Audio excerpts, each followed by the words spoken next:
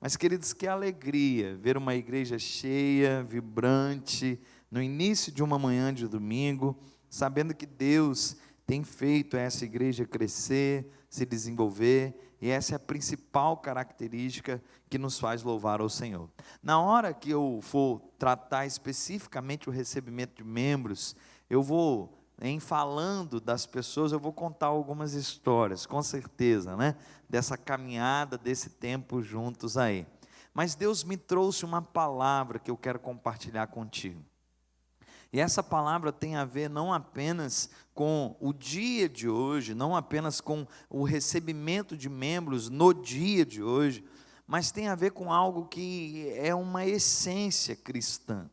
Sempre que ocorrer esses dados, essas informações contidas nesse texto, ocorrerá momentos como esse que nós estamos vivendo aqui.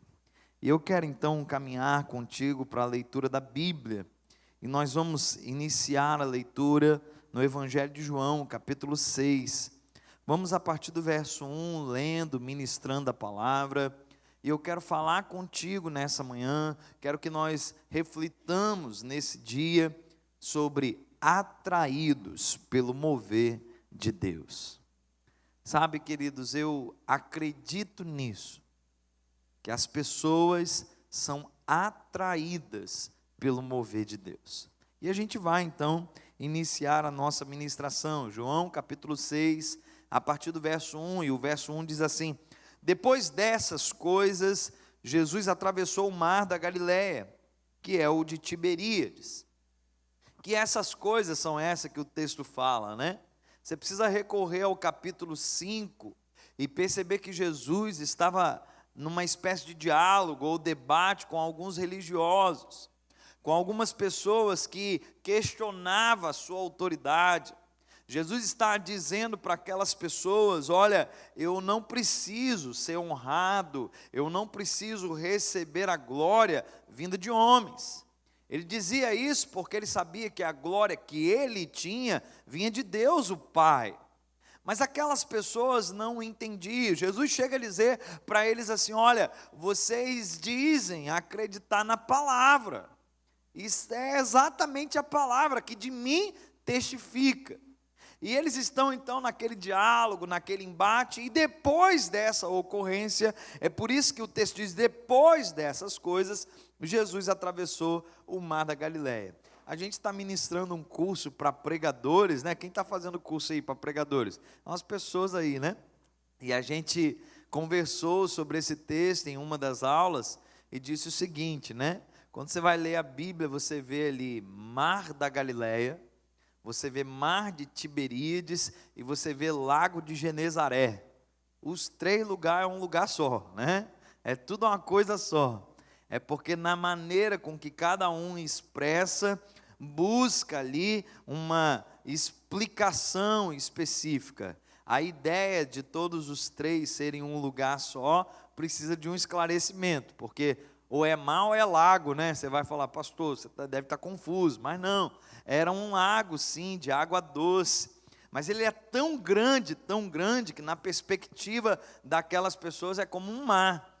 Tiberíades é por nome de um lugar, uma cidade que foi dada a um imperador na época chamado Tibério César, por isso ganha o nome de Tiberíades. Galileia é o nome da região, por isso ganha o nome de Mar da Galileia. Genezaré é no contexto de umas colinas, algo muito perto que tinha ali daquele povoado. Então nós estamos falando do mesmo lugar. Mas Jesus atravessa esse lugar, vai para o outro lado. E aqui, querido, eu quero que você compreenda. Se ele está num diálogo com algumas pessoas e ele usa a utilização de um barco para atravessar, para ir para o outro lado, aquelas pessoas ficam à margem de onde estavam. E eu só consigo enxergar que alguém continua indo atrás, que alguém se interessa em ir atrás, se aquilo do qual está distante não faz sentido que esteja longe. É como se eu dissesse assim: eu não quero ficar longe disso, eu quero ficar perto, eu preciso ir para onde está indo, eu preciso caminhar na direção que está caminhando.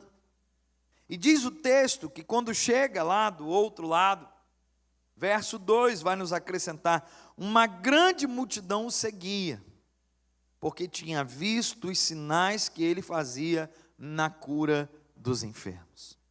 Meu irmão, cá para nós.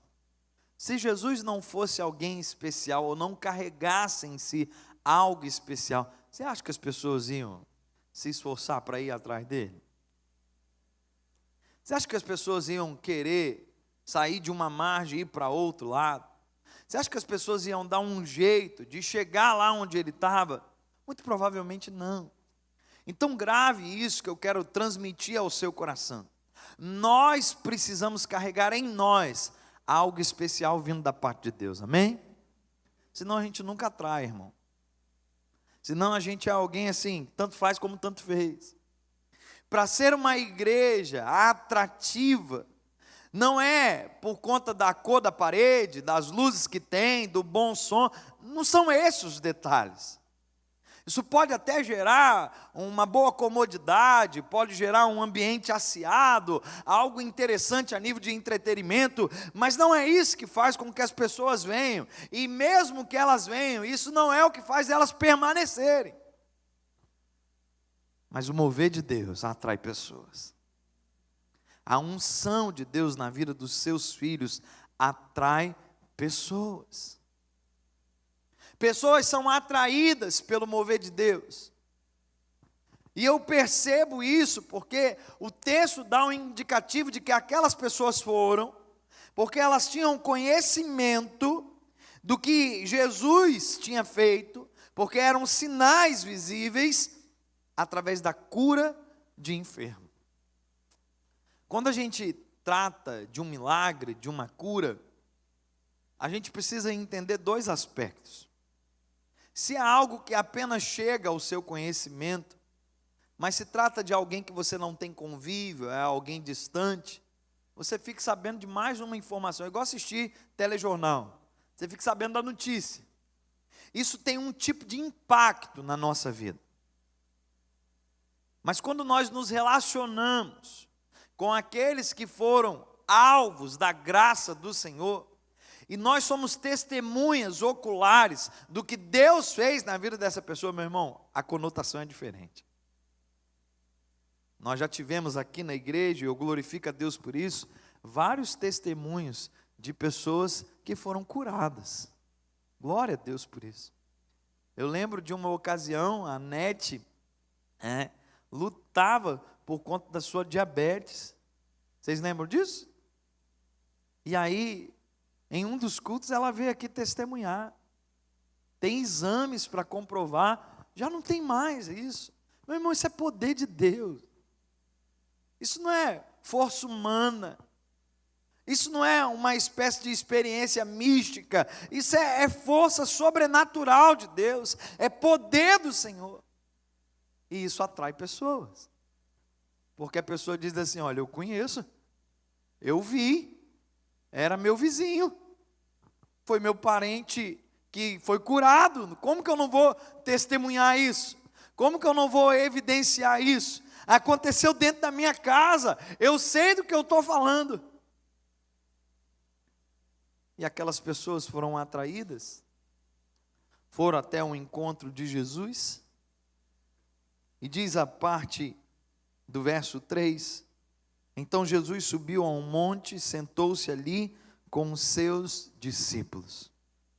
Eu não sei se você tem essa impressão, mas Jesus é o ser humano mais intencional que sobre a face da terra já andou, habitou.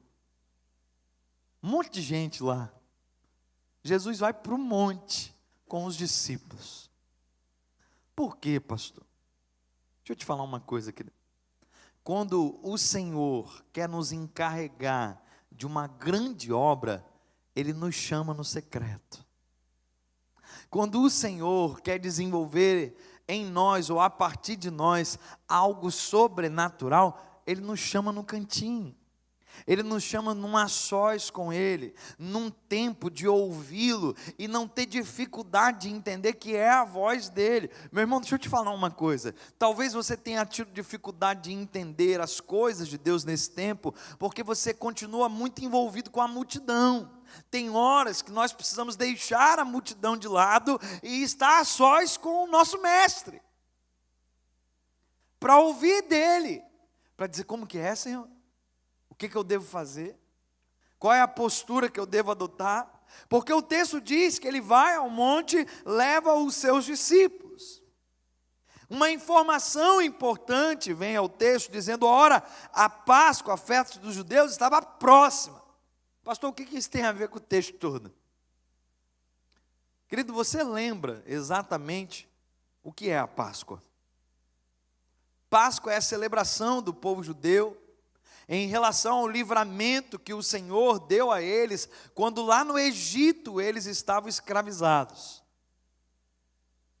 Aquela ação de que o sangue de um cordeiro estava vertido nos umbrais da porta, um anjo de morte passaria pelas casas do Egito. A casa que tivesse com o sangue, com essa marca, com esse sinal, esse anjo de morte não entraria, não tinha autorização para entrar. E aí o primogênito daquela casa seria poupado. Mas a casa que não tivesse, essa então o anjo da morte entraria, autorizado pelo próprio Deus para trazer juízo. E o primogênito da casa ao qual ele entrasse, pereceria.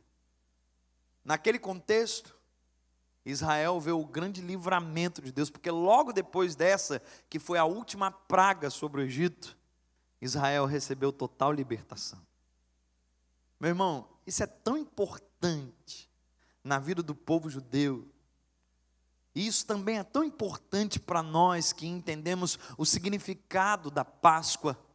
Porque aquele cordeiro que era criado em rebanhos foi utilizado para que aquilo ocorresse no Egito. Mas ele era uma espécie de figura. Ele era uma espécie de sombra de algo que num futuro aconteceria, porque Jesus Cristo é o Cordeiro de Deus que tira o pecado do mundo, aleluia. E quando Cristo veio e verteu o seu sangue por nós, nós fomos completamente manchados, tingidos, lavados, remidos pelo sangue de Jesus, e isso trouxe libertação do nosso inimigo, trouxe libertação da morte, libertação do pecado, isso nos deu vida eterna em Cristo Jesus.